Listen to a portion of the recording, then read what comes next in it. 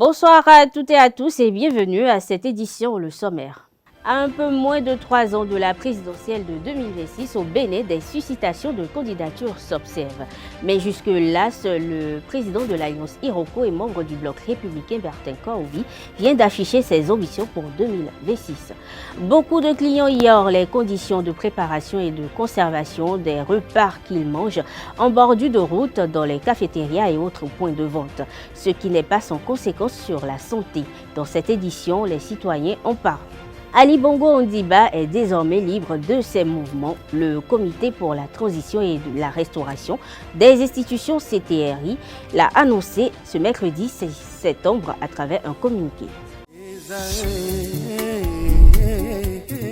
L'École supérieure d'administration, d'économie, de journalisme et des métiers de l'audiovisuel ESAE offre de nouveaux challenges pour l'année universitaire 2023-2024. Étudiantes et étudiants, parents d'élèves nouveaux bacheliers, ESAE, c'est la garantie d'une formation de qualité à des conditions très avantageuses. À Gbedjromede, à Papa, à Boumekalavi et Parakou, inscrivez-vous en administration générale, administration du travail et de la sécurité sociale, trésor et finances publiques, impôts, diplomatie et relations internationales, journalisme et métiers de l'audiovisuel, gestion des marchés publics, planification et développement local, sciences économiques, sciences juridiques et toutes les filières des sciences de gestion. ESAE vous offre des bourses, demi-bourses et de réductions pour les premières inscriptions dans toutes ces filières. Waouh! En licence 1, 2 et 3 et en master, bénéficiez jusqu'à 50% de réduction sur tous nos sites. N'est-ce pas génial? Infoline. ESAE Gbedjromede, 3e rue à droite en quittant le carrefour Le Jador pour la BIBE Jéricho ou au plus 229 90 93 65 21 98 98 14 00 à Kpakpa au plus 229 52 88 33 33 à Boumekalavi au plus 229 52 88 44 44 Parakou au plus 229 52 46 12 12. ESAE, l'excellence à un nom.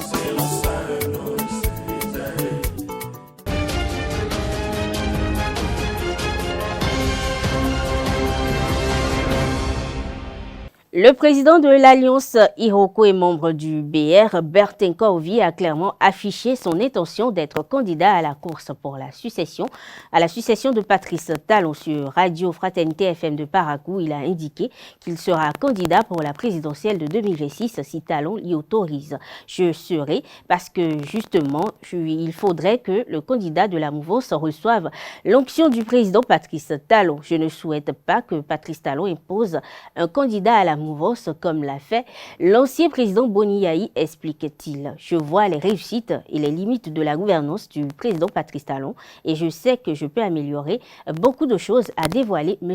Kaovi. L'homme de la mouvance présidentielle souhaite pour cette élection de 2026 que le camp présidentiel ait un candidat unique. Pour cela, il faut que tous les prétendants passent par un test. Il faut que chacun de nous, prétendant au poste de président, prenons tous par un test. Un questionnaire doit être adressé à nous tous et nous devrons y transcrire nos propositions, défendre nos projets pour le Bénin, estime Kaovi.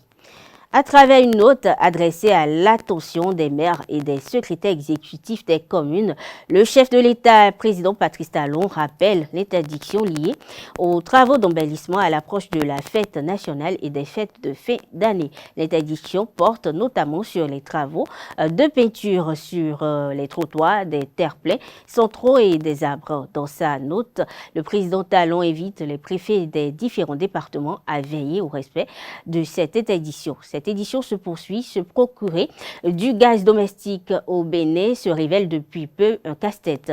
À la grande désolation des usagers, une pénurie du produit se fait constater dans nos grandes villes. Il s'observe à Cotonou environ, un véritable cafouillage dans la fixation des prix pour les particuliers, ce qui n'est plus aligné sur les prix officiels.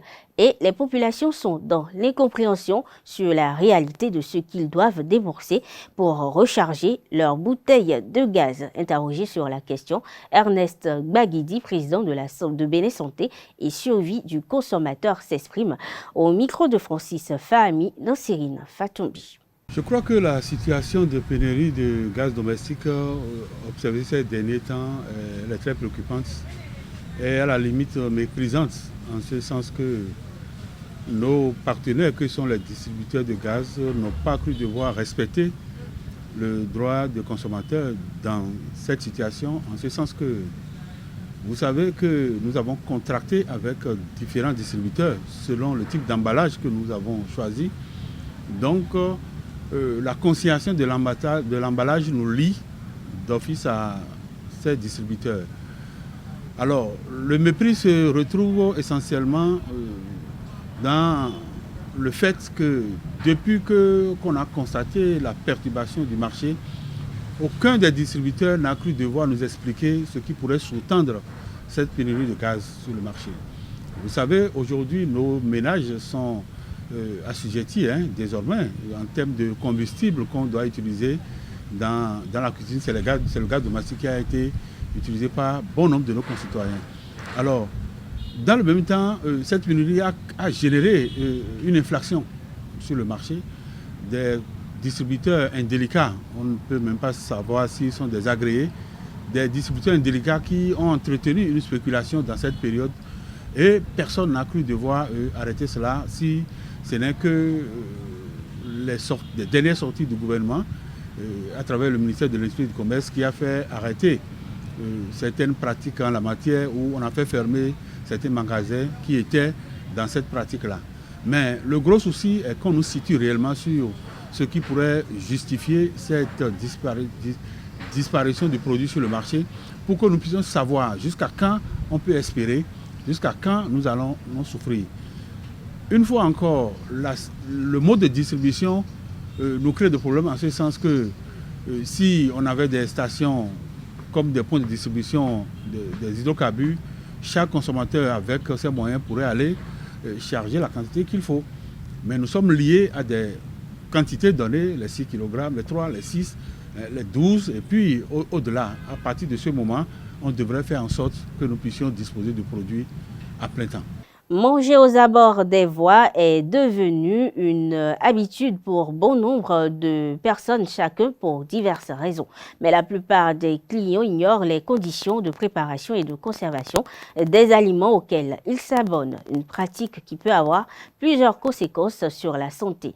Kanté Amoussou, Anaël Dou et Deogracias Somako se sont rapprochés de quelques citoyens béninois pour recueillir leurs avis sur le sujet. Suivons ensemble. Les gens sont allés acheter au bord de la voie. Il y a le cas des célibataires.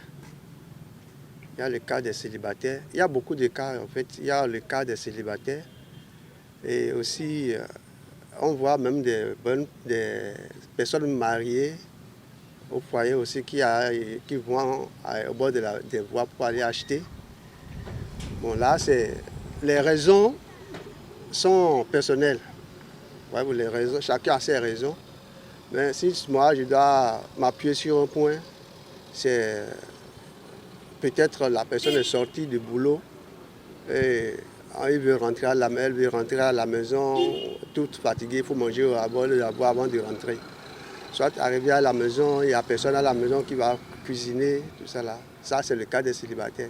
Parce que nous avons pas bon les bonnes dames nous écrasé condiments les bon et na choqué perdre nous doit du hondu ici et le fini nous écrasé tomate big blé pour les bon ce n'est pas conseil d'aller manger au bord de la voie mais on n'a pas le choix nous avons pas le choix sous nous kéké des des coton zamedien na wa kwe bon over na noa ne na blogmo me ke ka de bedo asiro home o to le na si da ndurugmo a nyonu ke ka le vode bo ye soro teno ero topo no gbogbo cuisine o tun we chobodo to ko me bi o ya donc no yin do jire dudu o me de wa da iton de ro ton bo eyan pele yo eno ejijo to bono dudu e ka inda gbe ya. Parce qu'au jour d'aujourd'hui, les ingrédients avec lesquels nos mamans, nos bonnes femmes se servent pour préparer au jour d'aujourd'hui au bord des voies sont des ingrédients pourris. Et quand vous vous rasadez à aller vers les marchés tels que Dantokba, Saint-Michel. Je donne l'exemple de la tomate que nous consommons, qu'elle se serve pour préparer les sauces. C'est fréquemment des tomates pourries qu'elles aillent, n'est-ce pas, acheter au prix moins cher et elles viennent nous préparer, n'est-ce pas, des mets que nous consommons au bord des voies. Manger au bord de la voie, ce n'est pas que c'est conseillé, parce que vous ne savez pas comment, quelle hygiène on accorde à ces préparations-là. Voyez-vous. Donc, quand vous prenez votre nourriture à la maison, vous savez ce que vous avez mangé. Tu te lèves le matin très tôt, tu reviens à la maison et le soir vers minuit ou bien 23h comme ça. Donc tu n'auras pas le temps, même si tu as une femme à la maison. Et la femme te prépare. Déjà arrivé à la maison, le soir tu es déjà fatigué. Donc tu dois chercher quelque chose à manger au dehors d'abord avant que tu ne rentres. Donc c'est ce qui fait que beaucoup de gens ne mangent pas à la maison. Mais moi je vois que c'est pas bon parce que ça nuit gravement à la santé. Puisque premièrement, tu ne sais pas là où les bonnes dames préparent la nourriture, genre, est-ce que c'est propre?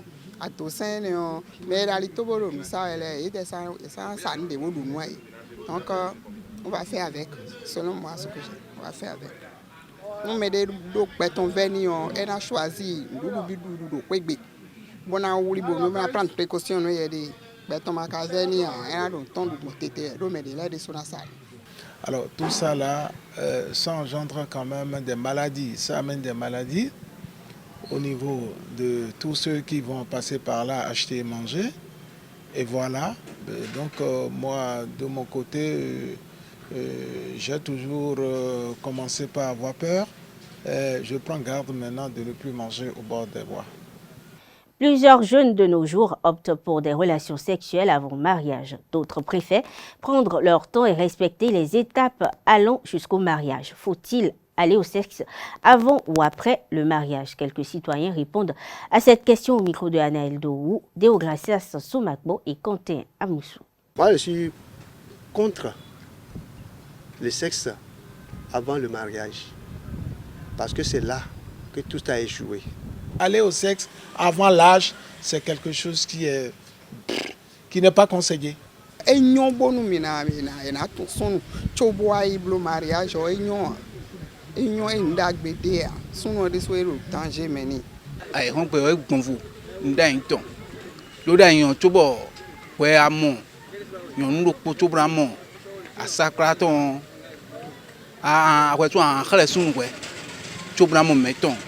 Egbedio eso mo sun po yonu po debuso mo yonu sun mo yo o eso ron ko un no te kun tia e we sun bo egbe o vi san pero po ero vidie pro beso do me do kun bo na henu a pa yonu ka ni mlan yi be mo atoko. Être dans un état de virginité avant d'aller voir son mari est quelque chose de très important qu'il faut souligner.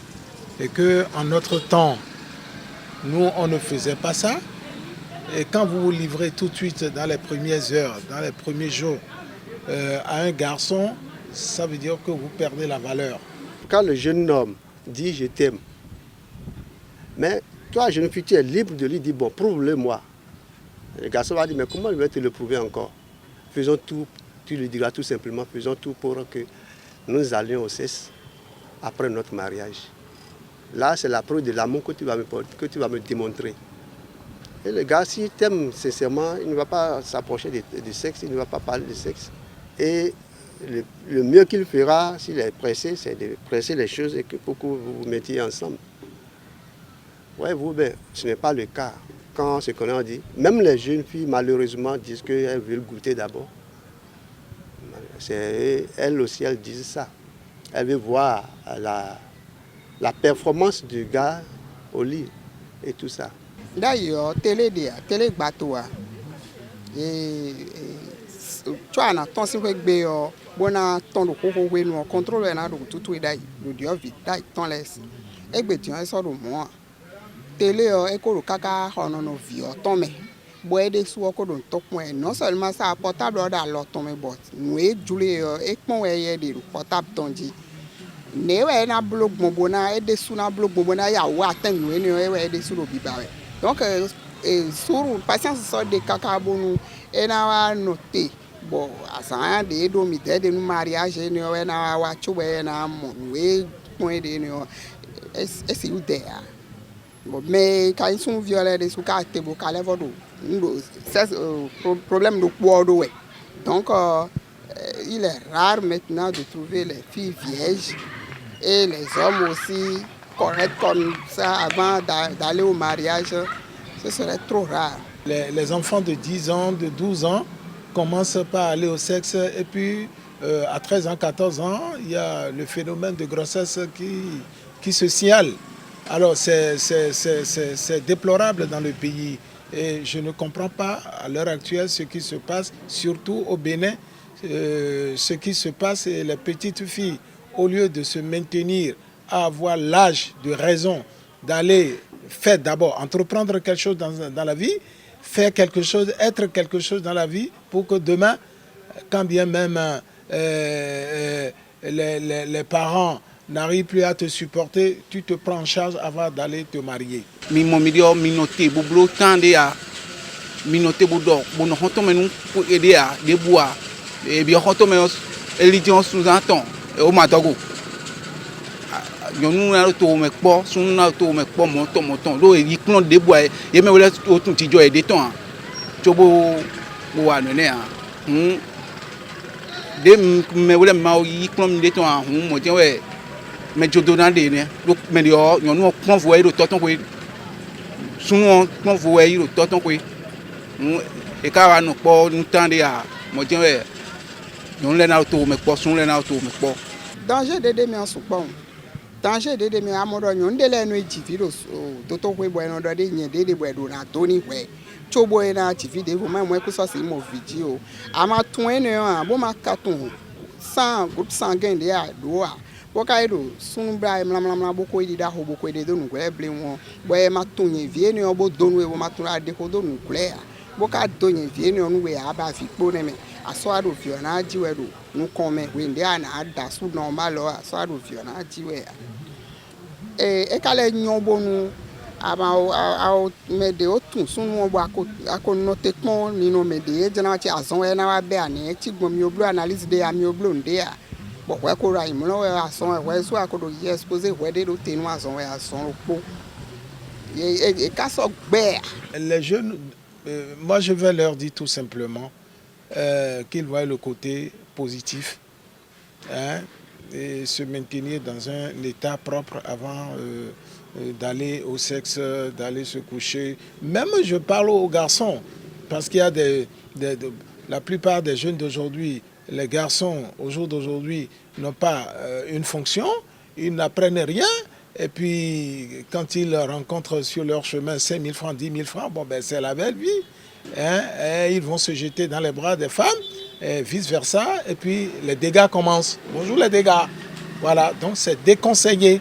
Hein, il faut s'attendre, n'est-ce pas, d'abord à une amélioration de sa vie. Et je vais dire du côté des filles, de nos femmes, au jour d'aujourd'hui, de prendre patience, d'aller doucement et de façon progressive, hein, prendre la petite dot qu'on appelle communément connaissance, et puis la grande dot qui te donnera plus de valeur, justement.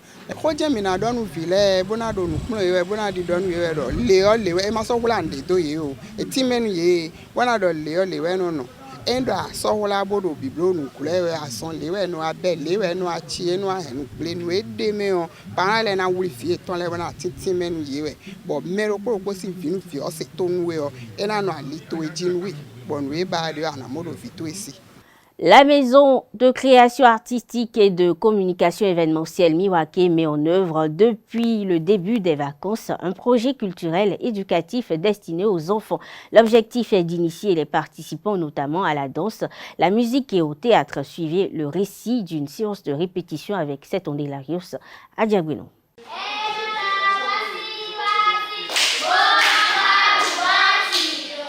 Ces enfants révèlent le talent qui sommeille en eux sur les plans artistiques et culturels grâce à Miwake. 2 fois par semaine, depuis le début des vacances, provenant de plusieurs quartiers de Cotonou et de ses environs, ils viennent au centre à Fidrosset pour apprendre l'art scénique au travers de la chorégraphie, de la musique, du théâtre et du conte.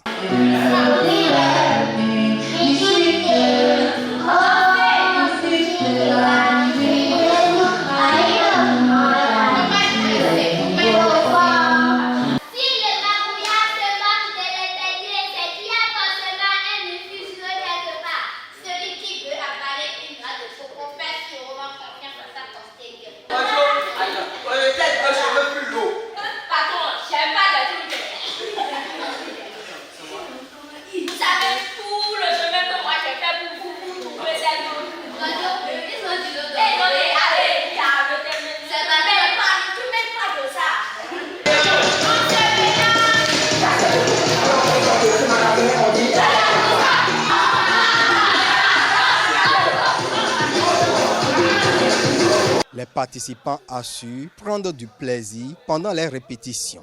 J'aime bien le centre Miwake. Ici, on apprend à danser en s'amusant, à chanter en s'amusant et à faire du théâtre. Chaque mercredi et dimanche, on vient, on danse et on joue. Ici, on danse et on fait du théâtre, on chante et on travaille. On m'amuse bien à Miwake. À travers ce cadre de divertissement, les coachs découvrent des bêtes de scène. Il y a certains d'entre eux qui ont déjà ce talent-là de comédien qui se fondent facilement dans les rôles. Et par contre, il y en a d'autres, c'est maintenant qu'ils sont en train de découvrir leur potentiel au théâtre. Donc je crois que ceux qui ont déjà le talent conduisent facilement. Ceux-là qui viennent de se découvrir dans les répétitions, dans les créations. Et je crois que tous ensemble, nous allons faire du bon chemin. En tout cas, nous sommes déjà en train de le faire et nous apprécions vraiment. Au regard du rendu des enfants, la direction de Miwake a d'ores et déjà atteint son objectif qui est de transmettre la passion de la danse, de la musique, du théâtre aux participants. Le projet a été mis en place pour occuper les enfants durant ces vacances-ci. Nous nous sommes dit que chaque année, nous offrons des cours de danse, mais vu qu'il n'y a pas beaucoup d'inscrits, pourquoi ne pas aller à la recherche de ces enfants-là pour les occuper?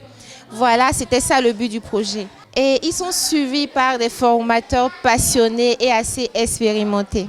À la fin du projet, les enfants vont restituer tout ce qu'ils ont appris lors d'un spectacle. Les parents viendront découvrir les talents cachés de leurs enfants. Je vous invite massivement à faire également le déplacement et à venir découvrir ce que nous faisons à Miwake, car vous pouvez le constater ou vous l'avez peut-être déjà vu, les formateurs travaillent rigoureusement avec ces enfants.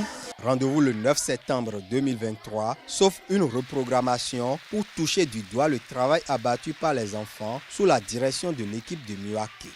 Damilola Ayeni, journaliste nigérian de la Fondation pour le journalisme d'investigation, est arrêté au Bénin depuis le 31 août dernier. Selon les informations de médias de la place, le journaliste a été arrêté alors qu'il s'était rendu dans la zone du parc de la Pendjari pour collecter les informations sur une thématique liée à l'environnement.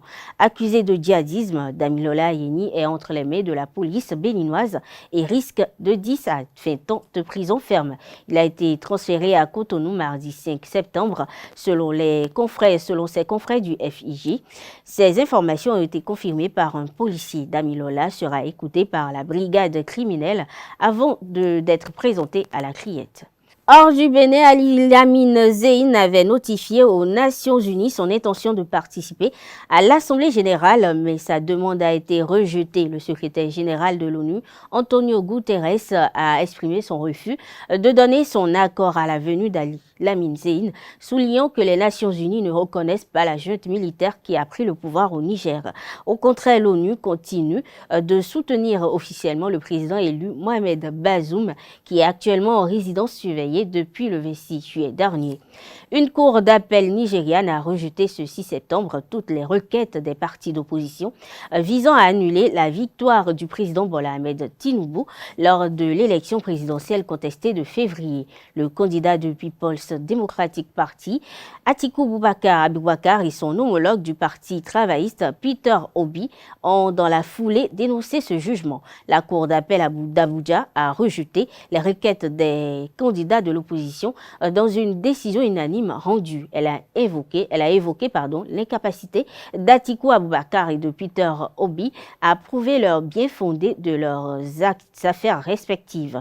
Dans leur argumentation, les juges ont notamment déclaré que selon l'actuelle constitution nigériane, l'utilisation du matériel électronique n'était pas une obligation. Les requérants perdants de la présidentielle ont déjà annoncé qu'ils déposeront un recours devant l'ultime juridiction. Au Gabon, la junte a annoncé mercredi 6 septembre la libération du président déchu Ali Bongo, placé en résidence surveillée depuis le 30 août. L'annonce a été faite à travers un communiqué rendu public dans la soirée d'hier mercredi. La note indique que c'est compte tenu de son état de santé. Selon le même communiqué, Ali Bongo peut, s'il le souhaite, se rendre à l'étranger afin d'y effectuer des contrôles médicaux. Cette décision du CTRI intervient après la rencontre entre le président centrafricain Faustin Archange Touadéra et le nouvel homme fort du Gabon, le général Brice Oligui Nguema. Mesdames, Messieurs, c'est tout pour cette édition. Merci de l'avoir suivi. Bonne soirée à toutes et à tous.